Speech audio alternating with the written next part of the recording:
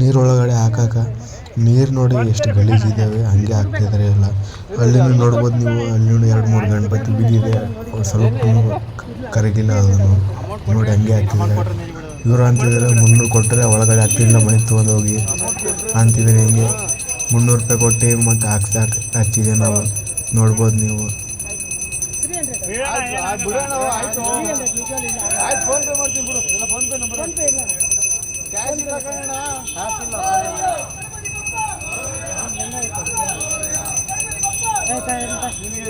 ಇವಾಗ ನೋಡ್ಬೋದು ನೀವು, ಈ ಥರ ಮಾಡಬಾರ್ದು.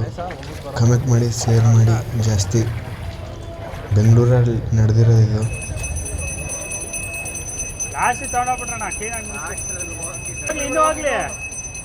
ನೀವು ಮತ್ತೆ ಹೋಗ್ಬೇಕಾದ್ರೆ ತುಳ್ಕೊಂಡು ಹೋಗ್ತೀರಾ, ಅದಕ್ಕೆ 3 ಸಲ ಮುಳಿಸ್ರಿ ಅಲ್ಲೆಲ್ಲಿ ಮುಳುಗ್ತದ ಊರು, ಅವ್ರು ಮನಸ್ತಾರೆ ಅಷ್ಟೇ, ಎಲ್ಲ ಮನಸ್ತಾರೆ ಹಂಗೆ ಮನೆ ಇಲ್ಲ ಅದರಲ್ಲಿ. ಅಲ್ಲಿ ನೋಡ್ಬೋದು ನೀವು, ಗಣಪತಿ ನಿನ್ನೆ ಹಾಕಿರೋದಂತೆ, ಇನ್ನೂ ತನಕ ಕರಗಿಲ್ಲ ಅದು.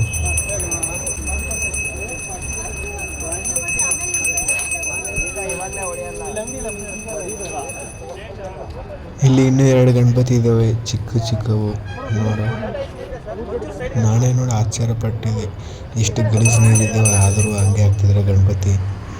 ಪಾಪ ಹಿಂಗೆಲ್ಲ ಆಗ್ಬಾರ್ದು. ಹಿಂಗಿತ್ತೆ ಅಂದರೆ ನೀವು ಗಣಪತಿನ ಕೂಡ್ಸ್ಲಕ್ಕೆ ಹೋಗ್ಬಾರ್ದು.